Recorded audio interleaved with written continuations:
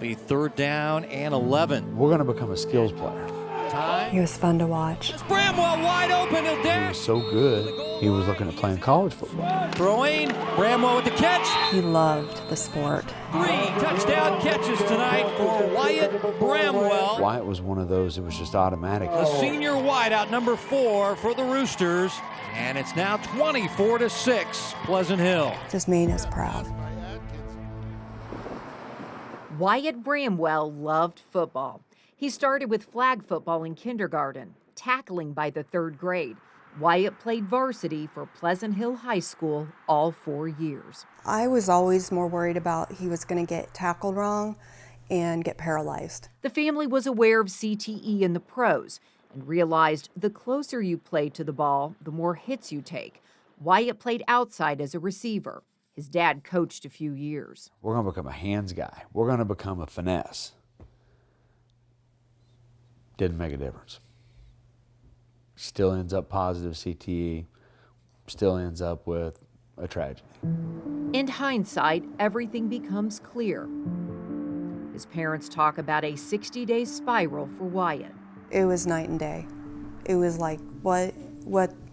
In fact, I remember us looking at each other like, what just happened? Wyatt was angry. He left home. He was impulsive. Wyatt was clearly searching for answers. His Google history showed he was researching. He talks about it in a video. Hello. So what this is me explaining what's wrong with me. I've been depressed for a long time. My head is pretty messed up and damaged. The voices and demons in my head just started to take over everything I wanted to do. I took a lot of hits through football. Took a lot of concussions. And a lot of times I never told anybody about how I was feeling in my head after a hit. You know, I just kind of kept playing. Dad, I know you're capable of doing this, and I want you to do it. After my funeral, which will be an open casket, I want my brain donated to be studied. I feel like it'll be closure for me, and it'll be closure for you guys to know that maybe Wyatt suffered from brain damage. Maybe that was the reason. He shot himself in the chest. We believe that was probably him preserving his brain for an accurate autopsy.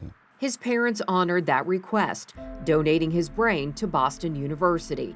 Wyatt was part of a study of 152 contact sports athletes who died younger than 30. 63 of them, or 41.4%, had CTE. The report's conclusion: young contact sport athletes may be at risk for long-term neuropathologic disorders, including chronic traumatic encephalopathy. Wyatt, at age 18, who never even played college ball, was stage 2 CTE. How do you miss this with your kid? There are 4 stages of CTE, and in stage 2, patients like Wyatt often have headaches, concentration problems, depression, short-term memory loss, and explosive moods. At the end of the day, it doesn't seem to be about the number of diagnosed concussions, although that's certainly important. It seems to be more about how many times they're just hitting their head repetitively. Kind of the gray matter and the white matter. Dr. Michael Rippey is a sports neurologist. He never treated Wyatt. He's on the sidelines for KU, keeping a close eye on players for concussions. His take is that youth football can learn from this study, and more study is needed. I think one of the discussions is, do we change play? U.S. Soccer has already said we're taking heading out of the game until they're age 14. There's been a push for, do we say no tackling in football till a certain age? And that's something the Bramwells agree with. Make football safer. I don't vilify or blame the sport. I've been asked, would you do it all over again? Would you let your kid play? I wouldn't want to take those memories away from me. Opening up about Wyatt to help other young athletes and their families. I want you all to be happy that I'm free and that I can rest easy, because my life for the past 4 years has been living hell inside of my head. I love you, and goodbye.